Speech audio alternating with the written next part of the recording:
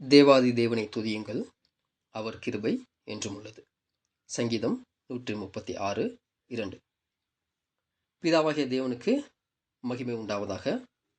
கிறிஸ்துவுக்குள் பிரியமான சகோதர சகோதரிகளே, உங்கள் யாவருக்கும் கிறிஸ்துவுக்குள்ளான அன்பின் வாழ்த்துக்கள். மீண்டுமாக தேவன் அவருடைய வார்த்தைகளை சகோதர சகோதரிகளாய் நாம் பரிமாற தேவன் செய்த கிருபைக்காக கர்த்தர் மூலமாக நன்றிகளை எடுத்துக்கொண்டு, இந்த சத்தியங்கள் யாவும் நமது பிதாவாகிய தேவனையும் கர்த்தராகிய இயேசுவையும் அறிகிற அறிவிலே நம்மை வழிநடத்தும் என்கிற விசுவாசத்தோடே இப்பொழுது தேவ சத்தியங்களை நாம் பார்க்கலாம். தொகுதி 5, தேவனுக்கும் மனிதனுக்கும் இடையே ஒப்புரவாகுதல். ஃபர்ஸ்ட் கிளாஸில் சகோதரர் 1916ஆம் ஆண்டு இந்த ஒரு 5th வால்யூம்க்கு எழுதிட்ட ஒரு முன்னுரையை நம்ம பார்த்தோம். அதில் அநேக காரியங்களை சகோதரர் நமக்கு சுருக்கமாக, அதாவது 16 பாடங்களை 470 பக்கங்களை ஒரு 5 பக்கங்களில் சுருக்கமாக சொல்லியிருந்தார். ஸோ மேற்கொண்டு இருக்கக்கூடிய எல்லா காரியங்களையும் நம்ம டீட்டெயிலாக ஒவ்வொரு பாடமாக நம்ம பார்க்க போகிறோம். இப்போது நம்ம என்ன பார்க்க போகிறோம் அப்படின்னா, முதல் வகுப்புலேயே நம்ம சொல்லியிருந்த பிரகாரமாக இந்த ஒரு புத்தகம் 1899ஆம் ஆண்டு வெளியிடப்பட்ட போது அதற்கென்று ஒரு முன்னுரையை சகோதரர் அங்கே எழுதியிருந்தார். அந்த ஒரு முன்னுரையை தான் நம்ம இப்போ பார்க்க போகிறோம். அப்போ இந்த ஒரு புத்தகம் 1899 வெளிவரும்போது ஒரு மிகப்பெரிய எதிர்பார்ப்பு அங்கே இருந்துச்சு. ஏன் அப்படின்னா, அதுக்கு முன்னாடி 4 வால்யூம் அங்கே பப்ளிஷ் ஆயிருச்சு. ஸோ அப்போது அதனுடைய வாசகர்கள் கிட்டத்தட்ட 20,000 வாசகர்கள் இருக்கிறாங்க அப்படின்னு சொல்லிட்டு சகோதரர் நமக்கு எழுதுறாரு. ஸோ அவங்க எல்லாம் இந்த ஒரு வால்யூமை அதில் இருக்கக்கூடிய சத்தியத்தை எதிர்பார்த்துக்கிட்டு இருந்தாங்க. ஸோ அந்த ஒரு சமயத்தில் இந்த ஒரு வால்யூம் 1899 அங்கே பப்ளிஷ் ஆகுது. அப்போது அதனுடைய முன்னுரை சகோதரர் நமக்கு எழுதுறாரு. அதை நம்ம ஸ்டார்ட் பண்ணுறோம். சகோதரர் இந்த ஒரு முன்னுரையை ஸ்டார்ட் பண்ணும்போது தேவனுக்கு நன்றி சொல்லி அங்கே ஸ்டார்ட் பண்ணுறாரு. அவர் எப்படி எழுதுறாருன்னா, இந்த புத்தகத்துடைய ஆசிரியர் தேவனுக்கு நன்றி சொல்கிறாரு. ஏன்னா இந்த மில்லேனியல் டான், அதாவது வால்யூம் 5th வால்யூம் வெளிவருவதற்கு, இனிமா விசுவாச வீட்டாரின் கரங்களில் சேர்ப்பதற்கு தேவன் அவருடைய கிருபையினால் அனுமதிச்சிருக்கிறாரு. அதுக்காக தேவனுக்கு ஆசிரியர் நன்றி சொல்கிறாரு அப்படின்னு ஸ்டார்ட் பண்ணுறாரு. நெக்ஸ்ட்டு, இந்த வால்யூமில் விவாதிக்கப்பட்டிருக்கக்கூடிய சப்ஜெக்ட், அந்த சத்தியங்கள் அது ரொம்ப முக்கியத்துவம் வாய்ந்ததாக அங்கே இருக்குது. அதாவது கிறிஸ்தவர்களுக்கென்றே இருக்கக்கூடிய கோட்பாடுகளுக்கெல்லாம் அஸ்திபாரமாக இருக்கக்கூடிய ஒரு மிக முக்கியமான டாபிக். அதை பற்றி இந்த புக்கில் நம்ம டிஸ்கஸ் பண்ணியிருக்கிறோம். அந்த ஒரு விசுவாசத்தின் அஸ்திபாரத்தை பல ஆசிரியர்கள் அப்புறம் சுவிசேஷ ஊழியக்காரர்கள் என்ன பண்ணுறாங்கன்னா, அதாவது அவங்களே சொல்லிக்கிறாங்க அவங்கள ஆசிரியர்கள் அப்படின்னு, அவங்களாம் என்ன பண்ணுறாங்கன்னா தவறாக சித்தரிச்சிட்டு இருக்காங்க, தப்பாக போதிச்சுக்கிட்டு இருக்காங்க. அது மாத்திரம் இல்லை, இந்த மாதிரி தவறாக சித்தரித்து தப்பாக போதிக்கிறதுனால இந்த ஒரு முக்கியமான உபதேசம் தாக்கப்பட்டுக்கிட்டு இருக்கு அப்படின்னு சொல்கிறாங்க. ஸோ இப்படியாக தாக்கப்படுவதை நம்ம கருத்தில் கொண்டு கிறிஸ்துவுடைய சிலுவையையும் அது குறித்ததான மற்ற விஷயங்கள் எல்லாத்தையும் பாதுகாக்கிறதுக்காக இந்த வால்யூமில் ஆவியின் பட்டயத்தை, தேவனுடைய வார்த்தையை நம்ம பயன்படுத்தி இருக்கிறோம். அப்படி பயன்படுத்துறதுக்காக நம்ம யார்ட்டையும் மன்னிப்பு கேட்க தேவையில்லை அப்படின்னு எழுதுறாரு. அதாவது அந்த கோட்பாடுகள் எல்லாமே தவறு என்பதை எடுத்து காண்பிப்பதற்காக தேவனுடைய வசனங்களை நம்ம இதில் யூஸ் பண்ணியிருக்கிறோம் அப்படின்றத நம்மளுக்கு இங்கே எழுதுறாரு. இப்படி எழுதிட்டு ஒரு கவிதை எழுதுறாரு. கிறிஸ்துவின் சிலுவையில் நான் மேன்மை பாராட்டுகிறேன். காலத்தின் சிதைவுகளை மிஞ்சி உயர்ந்துள்ளது. புனித கதையின் ஒளி அனைத்தும் அதன் தலை சுற்றி கம்பீரமாக சேர்ந்துள்ளது அப்படின்னு ஒரு கவிதை இங்கே கொடுக்குறாரு. நெக்ஸ்ட்டு, இந்த புக்கை ஃபஸ்ட் டைம் ஒருத்தர் படிக்கும் பொழுது எப்படி தோணலாம் அப்படின்னா, இதனுடைய மைய கருத்தோட நிறைய வெளி விஷயங்களை சேர்த்துருக்காங்க அப்படின்னு நினைக்கலாம். ஆனால் யாரெல்லாம் இந்த வால்யூமை கேர்ஃபுல்லாக படிக்கிறாங்களோ அவங்க புரிஞ்சுக்குவாங்க, இதில் தேவையில்லாத விஷயங்கள் எதுவும் இல்லை, இதனுடைய நோக்கத்திற்காக எல்லாமே தேவையான காரியங்களாகத்தான் இதில் இருக்குது, இதில் கம்மியாகவும் போடல ஜாஸ்தியாகவும் போடல அப்படிங்கிறத புரிஞ்சுக்குவாங்க.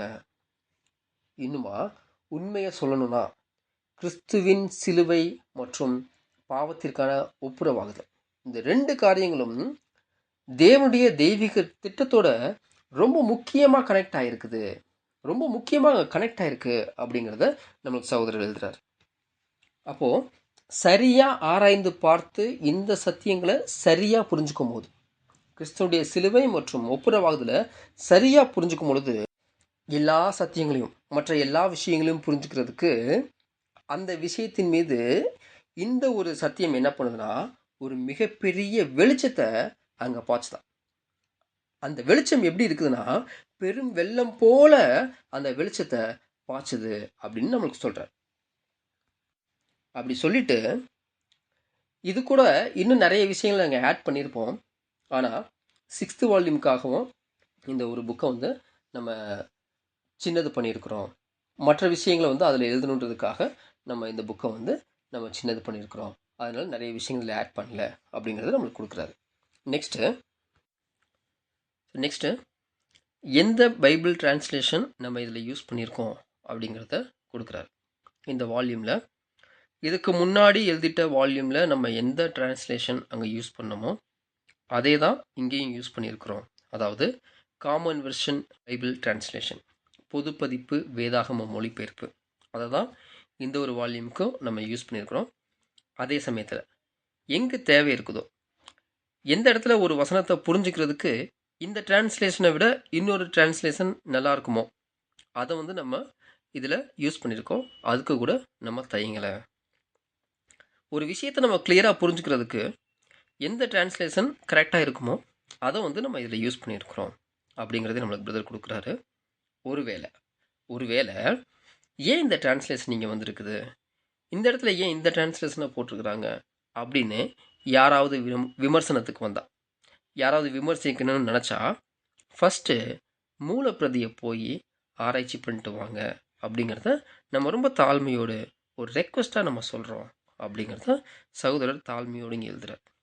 அதோடு கூட தேவனுடைய வார்த்தையை நேர்மையாகவும் பயபக்தியோடும் நாம் இங்கே யூஸ் பண்ணியிருக்கோம், இதில் கையாண்டிருக்கோம் அப்படிங்கிறத நாங்கள் உறுதியளிக்கிறோம் அப்படின்னு அங்கே சகோதரர் நம்மளுக்கு எழுதுகிறார். நெக்ஸ்ட்டு மற்ற வால்யூம் எழுதும் பொழுது எப்படி சகோதரர் ஒரு ஜெபத்தோடு அங்கே எழுதினாரோ அதே போல் தான் இந்த ஒரு வால்யூமும் அந்த ஊக்கமான ஜெபத்தோடு கூட எழுதிச்சா அப்படின்னு அவர் சொல்கிறாரு. என்ன ஜெபம் அப்படின்னா, இந்த வால்யூமை தயார்படுத்தக்கூடிய விஷயத்தில், இது எழுதக்கூடிய விஷயத்தில், இது மற்றவங்களுடைய கையில் கொண்டு போய் சேர்க்கக்கூடிய விஷயங்களில் தேவனுடைய ஆசீர்வாதமும் வழிநடத்தலும் இருக்கட்டும் அப்படிங்கிற ஒரு ஊக்கமான ஜெபத்தோடு கூட அங்கே எழுதியிருக்கிறதா சொல்கிறாரு. ஏன்னா தேவன் ஒன்று நினச்சிருப்பார், இந்த சோதனை காலமும் புடைத்திருத்தல் காலமாகவும் இருக்கக்கூடிய இந்த ஒரு சூழ்நிலைகளில் அந்த சோதனைகளின் போது அவருடைய ஜனங்களுக்கு, தேவனுடைய பிள்ளைகளுக்கு ஏற்ற கால சத்தியமாக, ஏற்ற கால ஆகாரமாக இந்த அறுவடையில் இந்த ஒரு காரியங்கள் போனால் நல்லாயிருக்கும் அப்படின்னு அவர் ஒன்று நினச்சிருப்பார். ஸோ அதே போல் இந்த ஒரு சத்தியங்கள் அங்கே இருக்கணும், அது ஏற்ற கால சத்தியமாக அவருடைய பிள்ளைகளுக்கு அங்கே இருக்கணுன்ற ஒரு ஜெபத்தோடு இந்த ஒரு வால்யூம் எழுதப்பட்டதாக அங்கே சொல்கிறார். சொல்லிவிட்டு இப்போது இதை கர்த்தர் ஆசீர்வதித்து அதை வந்து மற்றவங்களுக்கு யூஸ்ஃபுல்லாக இருக்கிறதுக்காக, ஒரு உதவிகரமாக இருக்கிறதுக்காக அங்கே ஆக்குவார் அப்படின்ற ஒரு நம்பிக்கையில் நம்ம இதை வெளியிடுறோம்.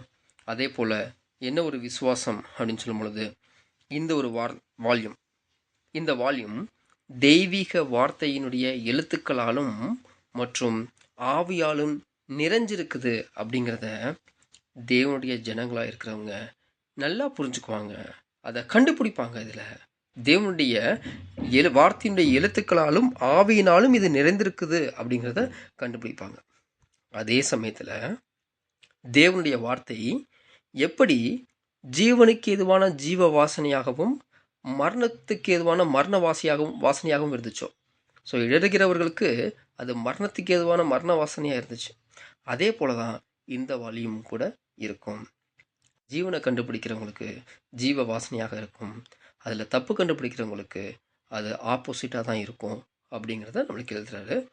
நெக்ஸ்ட்டு இங்கே ரொம்ப அருமையான விஷயங்கள் வந்து சகோதரர் நம்மளுக்கு எழுதுகிறாரு. இந்த வால்யூம் எழுதி வெளியிட்டதோட ஆசிரியனுடைய பொறுப்புகள் மற்றும் கடமைகள் இங்கே முடியுது.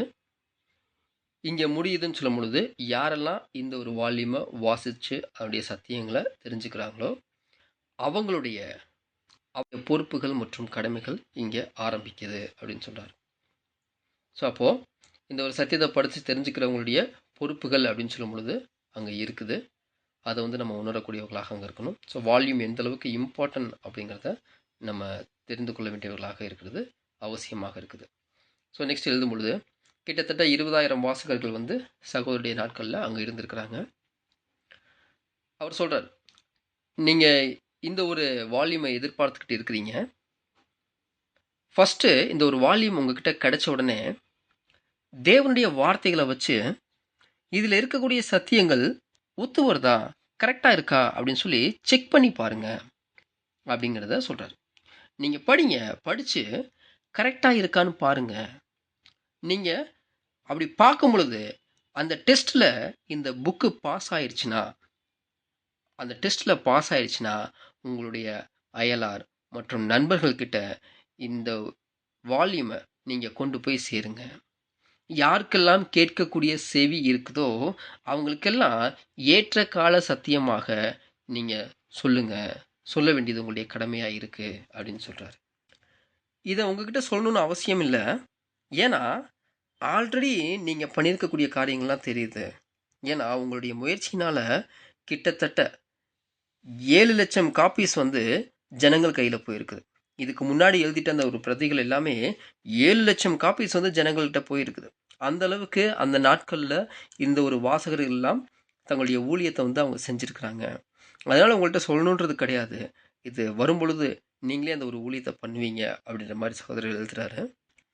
இன்னுமா இந்த 2ஆம் வருகையில் மாபெரும் பிரதான அறுவடையாளரோடு இணைஞ்சு இந்த புத்தகத்தினுடைய ஆசிரியரும் அந்த ஒரு அறுவடை ஊழியத்தை பண்ணுறாராம்.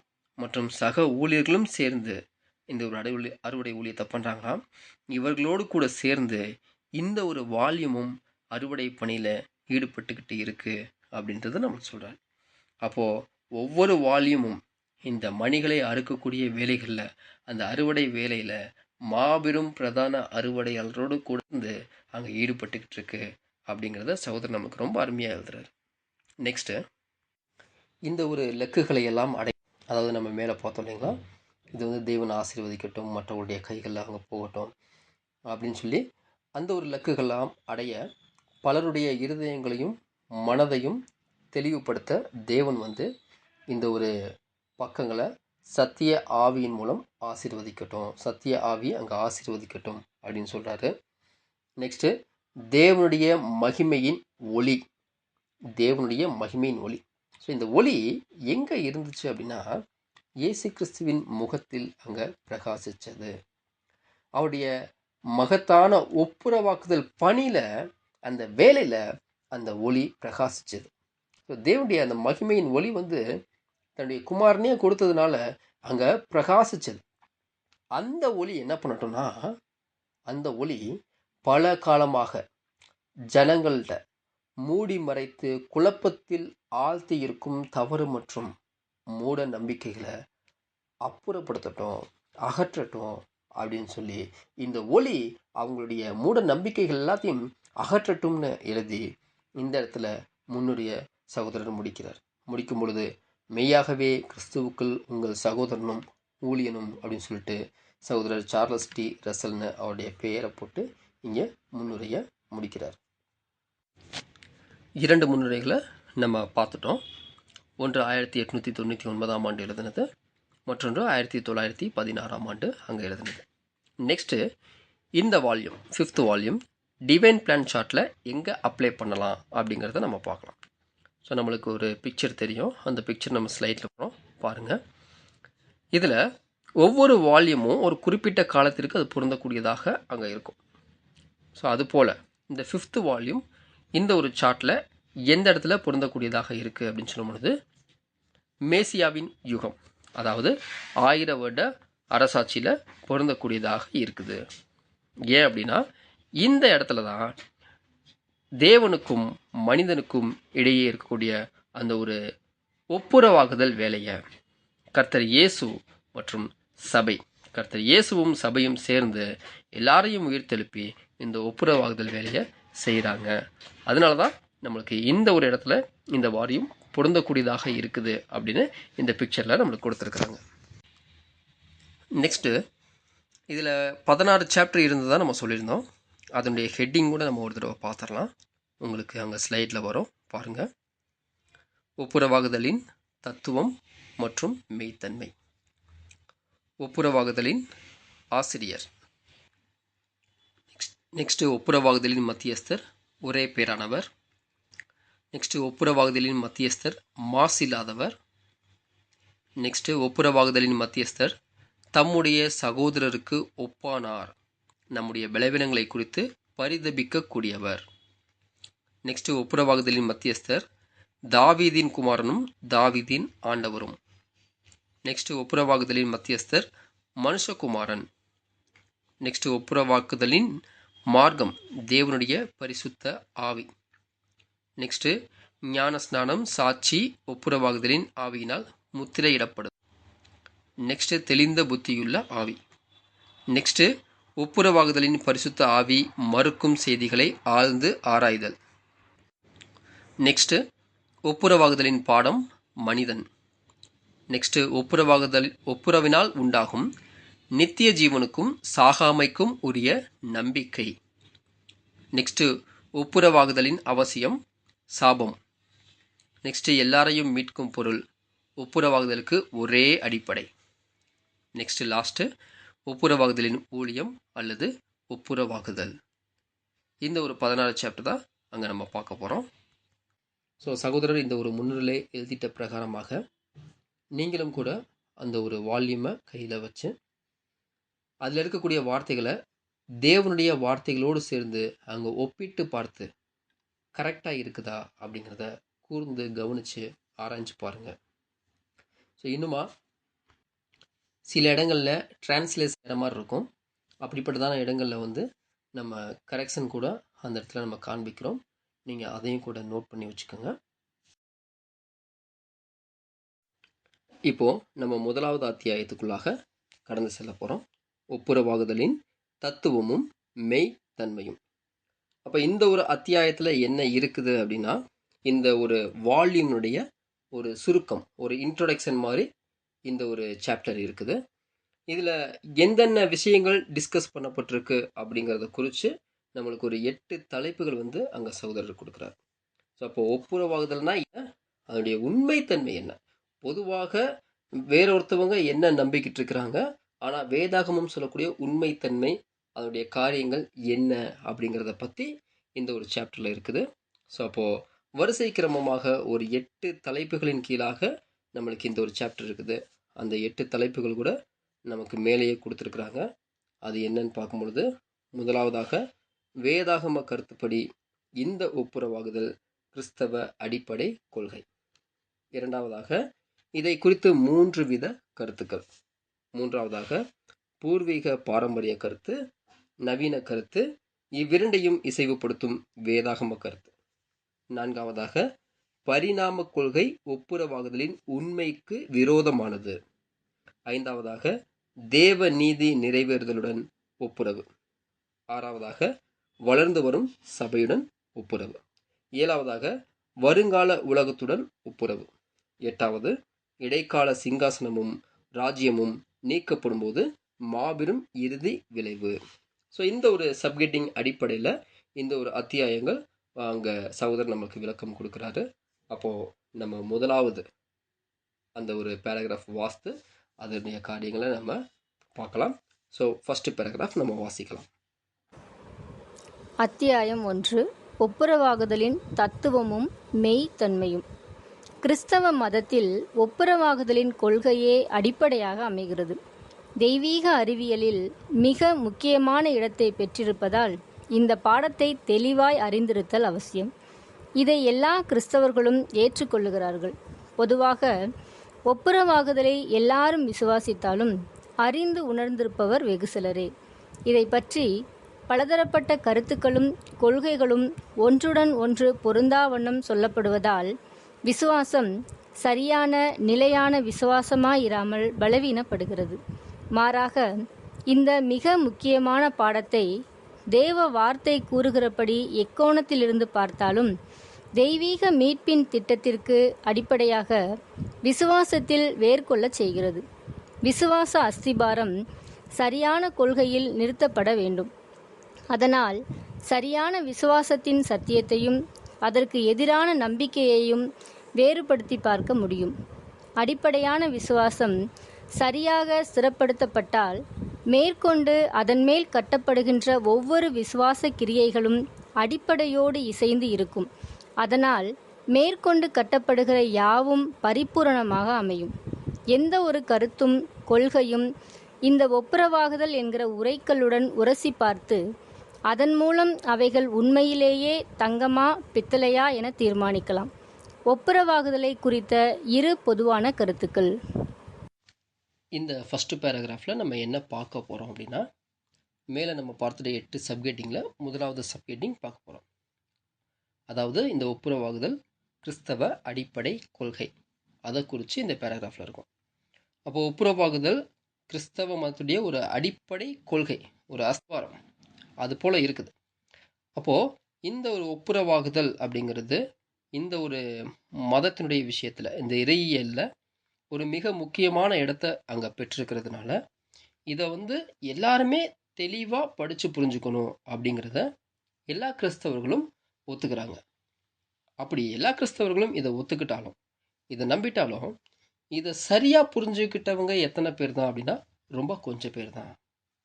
ஏன் அப்படின்னா, இந்த ஒப்புரவாகுதல் பற்றிய அந்த கருத்துக்கள் அப்புறம் அதனுடைய கொள்கைகள் எல்லாமே எப்படி இருக்குன்னா, ஒன்றுக்கொன்று கனெக்ட் இல்லாமல், அவங்களுடைய கருத்துக்களும் அவங்களுடைய கொள்கைகளும் டிஃப்ரெண்ட்டாக இருக்குது. அதே போல் தெளிவு இல்லாமையும் இருக்குது. ஸோ அதனால் அந்த ஒரு ஒப்புரவாகுதல் அப்படிங்கிற ஒரு அஸ்திபாரத்தின் மேலே அவங்க கட்டப்படக்கூடிய விசுவாசம் கூட எப்படித்தான் இருக்குது அப்படின்னா, அந்த அஸ்திபாரம் எப்படி இருக்கோ அதே போல் கனெக்ட் இல்லாமல், ஒரு தெளிவு இல்லாமல், டிஃப்ரெண்ட்டாக அங்கே இருக்கக்கூடியதாக இருக்குது. அதனால் அவங்களுடைய விசுவாசம் கூட ரொம்ப பலவீனமாக, வீக்காக அங்கே இருக்குது அப்படிங்கிறத நம்ம பார்க்கணும்.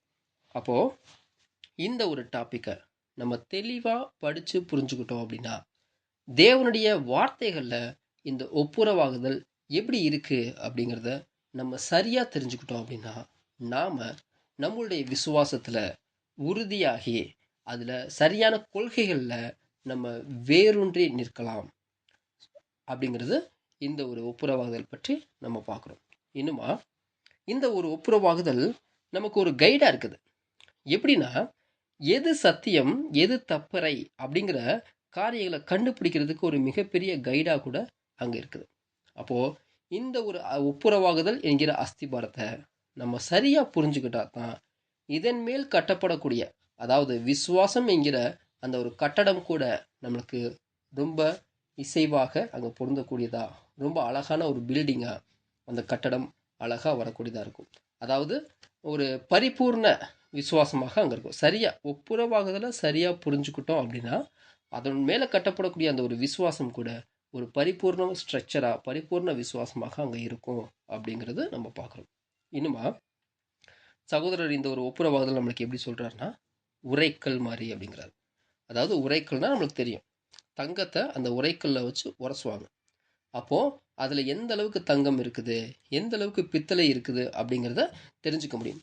அதுபோல் இந்த ஒப்புரவாகுதல் அப்படிங்கிற உரைக்கல்ல நம்ம வச்சுட்டு இப்போது நாம் நம்பிக்கிட்டு இருக்கக்கூடிய சத்தியங்கள் அப்படின்னு நம்பக்கூடிய காரியங்களை இந்த ஒப்புரவாகுதலோடு உரசி பார்க்கும்போது அதிலிருந்து தெரியும் எந்த அளவுக்கு இதில் உண்மைத்தன்மை இருக்குது, எந்த அளவுக்கு இதில் தப்பறை கலந்து இருக்குது அப்படிங்கிறத பார்க்குறதுக்கு இந்த ஒப்புரவாகுதல் என்னும் உரைக்கல் அங்கே நம்மளுக்கு உதவியாக இருக்கும் அப்படிங்கிறது இந்த ஃபஸ்ட்டு பேராகிராஃபில் நம்ம பார்க்குறோம்.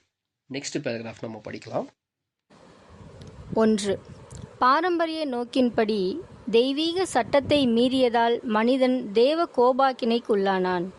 ஆனாலும் தேவ நீதியால் பாவியாகிய அவனுக்கு ஒரு மீட்பு ஏற்படுத்தப்பட்டது.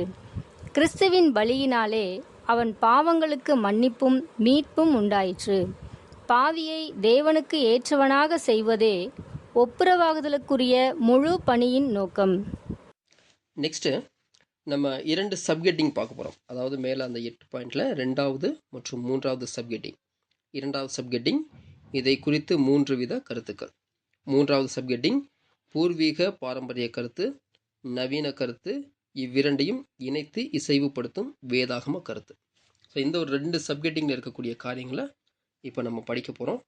ஸோ அதில் 3 வித கருத்துக்கள்னு சொல்லும் பொழுதே அந்த 3ஆம் சப்ஹெட்டிங்லேயே இதனுடைய கருத்துக்கள் என்ன அப்படிங்கிறத அங்கே வந்துருச்சு. முதலாவதாக பாரம்பரிய கண்ணோட்டம், இரண்டாவதாக பாரம்பரியம் இல்லாத நவீன கருத்து, மூன்றாவதாக வேதாகம கண்ணோட்டம். அப்போ இந்த கண்ணோட்டங்கள் எப்படியாக இருக்குது அப்படிங்கிறத நம்ம பார்க்க போகிறோம். அப்போ முதல் 2 கண்ணோட்டம் வந்து 2 பொதுவான கண்ணோட்டம். பொதுவாக இந்த உலகத்தில் இப்போ இருக்கக்கூடிய கண்ணோட்டங்கள், அந்த 2 பொதுவான கண்ணோட்டங்கள், அதை வந்து பொதுவான கருத்துக்கள் அப்படின்னு நம்மளுக்கு சகோதரர் எழுதுறாரு. மூன்றாவதாக அது வேதாகம கண்ணோட்டம். ஸோ முதலாவது கண்ணோட்டம் அந்த பாரம்பரிய கண்ணோட்டம். அது எப்படி இருக்குன்னா, அதாவது ஆர்த்தோடாக்ஸ் வியூ. ஸோ இந்த விஷயத்தில் இவங்களுடைய கண்ணோட்டம் எப்படி இருக்குன்னு சொல்லும் பொழுது, மனுஷன் தேவனுடைய அந்த ஒரு கட்டளைகளை மீறி பாவம் செஞ்சிட்டான். அதனால தேவன் அங்கே நீதியான ஒரு தண்டனையை கொடுக்குறாரு. அந்த நீதியான தண்டனையில் மனிதன் அந்த மரண தீர்ப்பு, அந்த கோபாக்கினைக்குள்ளாக அங்கே போயிட்டான். ஸோ இந்த இடத்துல தேவன் அவன் திரும்ப பண்ணிட்டான் அப்படின்னு சொல்லி எந்த ஒரு இரக்கமும் காண்பிக்காம, தேவன் அங்கே மன்னிக்காம அங்கே நீதி செய்யக்கூடியவராக அங்கே இருந்தார். அதன் பின்பாக அவர் என்ன பண்ணுறாருனா, கிறிஸ்து மூலமாக ஒரு மீட்பை வந்து அங்கே கொடுக்குறார். மனுஷனுக்கான ஒரு மீட்பை கிறிஸ்துவின் பலியின் மூலமாக அங்கே கொடுத்து மனுஷனை மீட்டு அவனுக்கு பாவ மன்னிப்பு அங்கே கொடுக்குறாரு அப்படிங்கிறது பார்க்குறோம். ஸோ இந்த ஒரு முழு வேலையும், அதாவது கர்த்தர் இயேசு வந்து பலி செலுத்தி மனிதனை மீட்டு அவனுக்கு பாவ மன்னிப்பு கொடுக்கக்கூடியது, இந்த ஒரு வேலைகள் எல்லாம் சேர்ந்து ஒப்புரவாகுதல் அப்படின்றது இந்த பாரம்பரியத்தினுடைய கண்ணோட்டமாக இருக்குது. நெக்ஸ்ட் பேராகிராஃப் நம்ம படிக்கலாம். 2. ஒப்புரவாகுதலை பற்றி பாரம்பரியமல்லாத மற்ற கருத்து இந்த பாடத்தை எதிர்ப்புறத்திலிருந்து காண்கிறது. ஒரு சில காலங்களில் ஒருத்துவக்காரர்களும் எம்மதமும் சம்மதமே என்பவர்களும் சொல்லிக் கொண்டிருந்த இந்த கருத்து தற்போது வேகமாக எல்லா கிறிஸ்தவ ஸ்தாபனங்களிலும் நம்பப்படுகிறது. அதன்படி பாவியின் பாவத்திற்காக ஒரு பலி தேவையில்லை என்று அனுமானிக்கிறது. தேவ கோபத்தை, மரண தீர்ப்பை, தேவ சாபத்தை அசட்டை செய்கிறது. அதன்படி ஒப்புரவாகுதல் தேவையில்லை என்றும் எந்த தடையும் இல்லாமல் மனிதன் தேவனை அணுகலாம் என்றும் கூறுகிறது. ஆனால் மனிதன் பாவத்தை விட்டுவிட வேண்டும், நீதியை தேடிட வேண்டும் என்ற இவ்விரண்டின் மூலம் தேவனோடு ஒப்புரவாகி விடுகிறான் என்பது கருத்து. இதனால் இந்த ஒப்புரவாகுதலை எந்த முறைகளையும் பின்பற்றாமல் மனுக்குலம் பெற முடியும். தன் பாவங்களுக்காக வருந்தி திருந்தினால் மட்டுமே போதும், அல்லது நிபந்தனை இல்லாமல் தேவ மன்னிப்பை பெறலாம் என்பது அவர்களது கருத்து. இத்தவறான அனுமானத்தின்படி பார்க்கும்போது நம்முடைய கர்த்தராகிய இயேசுவின் அடிச்சுவட்டை பின்பற்றி அவரது போதகத்தால் பாவத்தை விட்டு நீதிக்கு திரும்பும்படி கூறப்பட்ட ஆலோசனைகளால் ஒப்புரவாகுதலில் பங்கு கொள்கிறான் என்ற கருத்து தவறாகிறது. ஆனால் பாவத்திற்கு பரிகாரமான பலியாக ஈடுபலி என்ற கருத்தில் அல்ல. இப்போ 2வது கண்ணோட்டம் பாரம்பரியம் இல்லாத நவீன கண்ணோட்டம், அன்ஆர்த்தடாக்ஸ் வியூ. ஸோ இந்த ஒரு கண்ணோட்டத்தை பற்றி நம்ம பார்க்கும் பொழுது, ஃபஸ்ட்டு இதை யார் தான் சொன்னாங்க அப்படின்னா, யூனிட்டேரியன்ஸ் அண்ட் யூனிவர்சலிஸ்ட், தமிழில் ஒருத்துவக்காரர்கள் மற்றும் எல்லா மதமும் சம்மதமே அப்படின்னு சொல்லக்கூடியவங்க. ஸோ இவங்க தான் இதை சொன்னாங்க. ஆனால் இப்போது பொதுவாக இருக்கக்கூடிய கிறிஸ்தவ மண்டலத்தார் மத்தியில் இது ரொம்ப வேகமாக பரவிக்கிட்டு இருக்குது அப்படின்னு சகோதரர் அவருடைய நாட்களில் அங்கே நம்மளுக்கு சொல்கிறார். ஸோ அப்போ இந்த ஒரு கண்ணோட்டம் எப்படி இருக்குது அப்படின்னா, மனுஷன் வந்து தேவனுடைய கட்டளையை மீறி பாவம் செஞ்சுட்டான், தேவனை விட்டு தூரமாக, அவ்வளோதான். ஸோ இந்த இடத்துல நீதி அப்படிங்கிறத நிவர்த்தி செய்யணும் அப்படின்ற எந்த விதமான அவசியமும் கிடையாது. தேவனுடைய கோபம், சாபம், மரண தண்டனை இதெல்லாம் கிடையாது. மாறா மனுஷன் வந்து தூரமாக போயிட்டான். இப்போது மனுஷன் வந்து அவனா விரும்பி தேவனை தேடி வரணும், அதுக்காக தேவன் வந்து வெயிட் பண்ணுறாரு. ஸோ அவங்களுக்கு இடையில எந்த விதமான தடையும் அங்கே இல்லை அப்படிங்கிறது தான் இவங்களுடைய கண்ணோட்டமாக இருக்குது. அப்படி மனுஷன் வந்து தேவன்கிட்ட வரணும் அப்படின்னா அவன் வந்து பாவத்தை விட்டுட்டு அங்கே நீதி செய்யணும். ஸோ இது வந்து இவங்களுடைய கண்ணோட்டம். அப்போ இந்த ஒரு கண்ணோட்டத்தின் பிரகாரமாக பார்க்கும் பொழுது அப்போஸ்தலர்களும் கர்த்தர் இயேசுவும் அப்போஸ்தலர்களும் என்ன செஞ்சாங்க அப்படின்னா, அதாவது இவர்களுடைய கண்ணோட்டத்தின் பிரகாரமாக பார்த்தோம் அப்படின்னா, கர்த்தர் இயேசுவும் அப்போஸ்தலர்களும் என்ன செஞ்சாங்கன்னா, எல்லாட்டையும் போய் நீங்கள் பாவத்தை விட்டுட்டு மனம் திரும்பி நீதி செய்யுங்க, அப்போ நீங்கள் ஒப்புரவாயிருவீங்க அப்படின்னு அவங்க புத்திமதி சொல்கிற மாதிரி இருக்கும். ஸோ இந்த இடத்துல பாவத்திற்கான பலி அப்படிங்கிற ஒரு கருத்து அங்கே இல்லவே இல்லை அப்படிங்கிறத நம்ம பார்க்குறோம். ஸோ இந்த இடத்துல மனிதனுக்கும் தேவனுக்கும் இடையே அந்த ஒப்புரவாகுதலுக்கு இடையில எதுவும் தேவையில்லை அப்படிங்கிறது இவங்களுடைய கண்ணோட்டமாக இருக்குது இந்த 2வது பாயிண்ட்ல. நெக்ஸ்ட் 3வது கருத்து, வேதாகமம் இந்த ஒப்புரவாகுதலை பற்றி என்ன சொல்லக்கூடியதாக இருக்குது அப்படிங்கிறத குறித்து நம்ம நெக்ஸ்ட் கிளாஸில் அங்கே பார்க்கலாம்.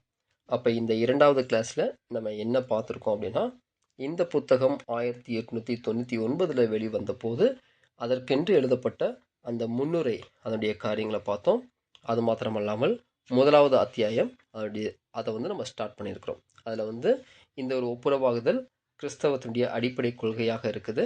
அப்போ இந்த அடிப்படை கொள்கையாக இருக்கிறத நம்ம சரியாக புரிந்து கொண்டா தான் நம்மளுடைய அஸ்திபாரம் ஸ்ட்ராங்காக இருக்கும் அப்படிங்கிறத நம்ம பார்த்தோம்.